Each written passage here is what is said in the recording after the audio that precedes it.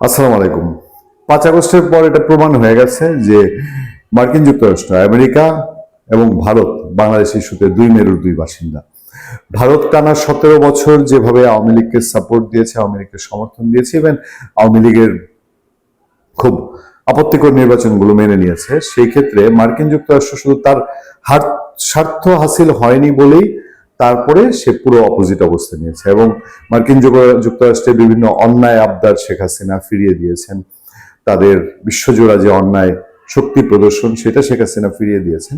এটা একটা বড় কারণ হয়ে দাঁড়িয়েছিল শেখ হাসিনা, আওয়ামী লীগ বা আওয়ামী লীগ সরকারের সাথে আপনার আমেরিকার বড় দূরত্বের পেছনে। এবং এই দূরত্ব সহজে ঘোচার ছিল না। এটা বুঝছে আমেরিকা তারপরে যেটা করেছে সেটা তো সবার কাছেই একেবারে চাক্ষুষ প্রমাণিত যে আমেরিকা বিপুল পরিমাণ অর্থ ব্যয় করে বাংলাদেশে একটি নতুন রিজিমের পেছনে গুরুত্বপূর্ণ ভূমিকা পালন করেছে এবং আমেরিকা এই ভূমিকা পালন না করলে হয়তো শেখ হাসিনাকে বাংলাদেশের রাজনৈতিক দলগুলোর পক্ষে বিতরণ করা সম্ভব ছিল না।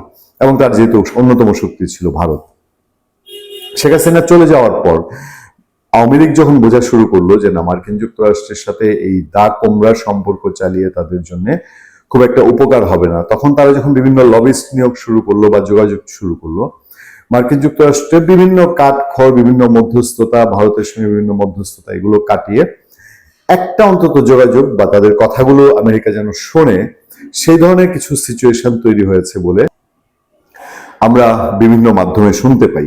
কিন্তু শুনতে পেলেও শেখ হাসিনা ইস্যুতে, শেখ হাসিনা সেই ইস্যুতে আমেরিকা এখনো তার অবস্থান কতটা পরিবর্তন করেছে এই নিয়ে কিন্তু এখনো পরিষ্কার ধারণা পাওয়া যায় না। এমন শোনা যায় মাঝে মধ্যেই যে আমেরিকা বাংলাদেশে যেহেতু বিপুল জনগোষ্ঠীর একটা সমর্থন আছে আওয়ামী লীগের প্রতি, ফলে আওয়ামী লীগকে একেবারে ছুঁড়ে ফেলে দিতে পারে না। আওয়ামী লীগের সঙ্গে তার সম্পর্ক রাখতে চায় বা রাখার মতন একটা ইচ্ছা আগ্রহ তৈরি হয়েছে, বাট তারা শেখ হাসিনা ইস্যুতে এখনো নমনীয় হতে পারছে না। আর একে কেন্দ্র করে যেহেতু ভারত শেখ হাসিনাকে এখনো তাদের রাজকীয় অতিথির মতোই রেখেছে, অনেকটা প্রধানমন্ত্রীর সম্মানে, প্রধানমন্ত্রীর ট্রিট দিয়ে তাকে সমস্ত সুযোগ সুবিধা, নিরাপত্তা দিয়ে রেখেছে, ফলে ভারত এবং আমেরিকার মধ্যে বোঝাপড়ায় একটা সমস্যা আছে। মাঝে নানান রকম কথাবার্তা হয়, নানান আলোচনা হয়। ভারত আমেরিকা হয়তো বাংলাদেশ ইস্যুতে একই দৃষ্টিভঙ্গি রাখছে। আগে যেটা আমেরিকা ভারতের চোখ দিয়ে বাংলাদেশকে দেখতো, 5 আগস্টের আগে এই কথা চেঞ্জ হয়ে গিয়েছিল যে আমেরিকা এখন আমেরিকা নিজের চোখে বাংলাদেশকে দেখবে, ভারতের চোখে না। পরবর্তীতে আবার এরকম টুকটাক শোনা যাচ্ছিল যে না, ভারত ভারতের চোখ দিয়ে আমেরিকা দেখতে চায়। ভারতের নরেন্দ্র মোদীর বন্ধু ডোনাল্ড ট্রাম্প ক্ষমতায় আসার পর কিছু দৃষ্টিভঙ্গি পরিবর্তন হয়েছে। বাট ঘটনা যে এখনো জটিল পর্যায়ে রয়েছে তার কিছু তথ্য আমাদের সামনে, যেটাতে বলা হচ্ছে যে বিএনপি বনাম জামাত প্রশ্নে মুখোমুখি ওয়াশিংটন ও নয়াদিল্লি। বাংলাদেশে দ্রুত পরিবর্তনশীল রাজনৈতিক পরিস্থিতি নিয়ে নীরবে কূটনৈতিক যোগাযোগ বাড়িয়েছে ভারত ও যুক্তরাষ্ট্র, যা আগামী 12 ফেব্রুয়ারি নির্বাচনের আগে তাদের অবস্থান সম্ভাব্য পুনর্মূল্যায়নের ইঙ্গিত দিচ্ছে।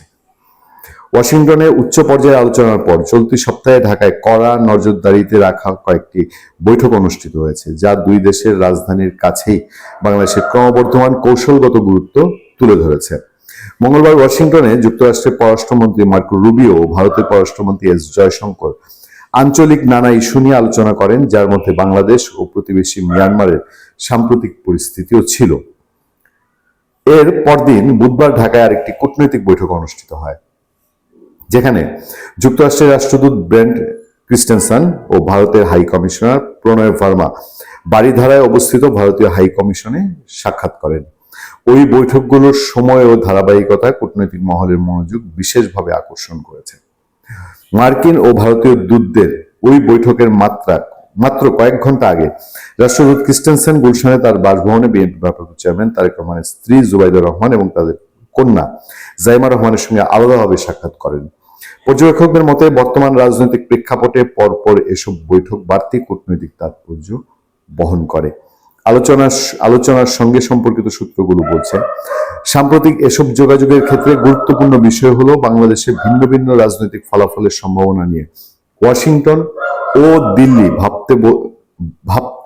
ভাবছে বলে একটি ধারণা তৈরি হচ্ছে।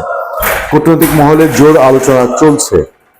যুক্তরাষ্ট্র ক্রমশ এমন একটি রাজনৈতিক ব্যবস্থার প্রতি ঝুঁকছে যেখানে জামাতে ইসলামী গুরুত্বপূর্ণ ভূমিকা পালন করতে পারে। অন্যদিকে ভারত বাংলাদেশের জাতীয়তাবাদী দল বিএনপি নেতৃত্বাধীন সরকারকে তুলনামূলক বেশি গ্রহণযোগ্য মনে করছে। এটা অনেকটাই এখন ওপেন সিক্রেট। আমেরিকার ওয়াশিংটন পোস্ট যখন জানিয়েছিল যে যুক্তরাষ্ট্র জামাতে ইসলামীর সাথে সম্পর্ক উন্নয়নে তারা চেষ্টা করছে, তখন ভারত যে বিএনপিকে তাদের জন্য স্বাচ্ছন্দ্যমূলক সংগঠন হিসাবে মনে করে, এটা ভারতীয় সাংবাদিকরা অনেকবার বলছেন।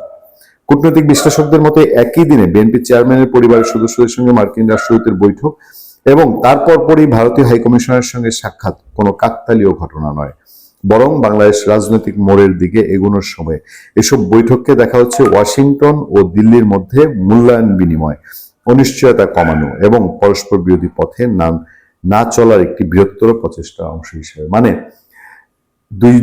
দুই দল যে দুই মেরুতে আছে, এটাকে একটা লাইনে আনার জন্য, মানে ধরেন জামাতের দিকেই ভারত চলে যাবে বা বিএনপির দিকেই আমেরিকা চলে যাবে, ব্যাপারটা এই পর্যায়ে আনা যে ভারত এবং আমেরিকার উভয়ের স্বার্থ রক্ষা করে বাংলাদেশে একটা নির্বাচনী অংশকে তারা স্বাচ্ছন্দ্যমূলক ভূমিকায় দেখতে চায়।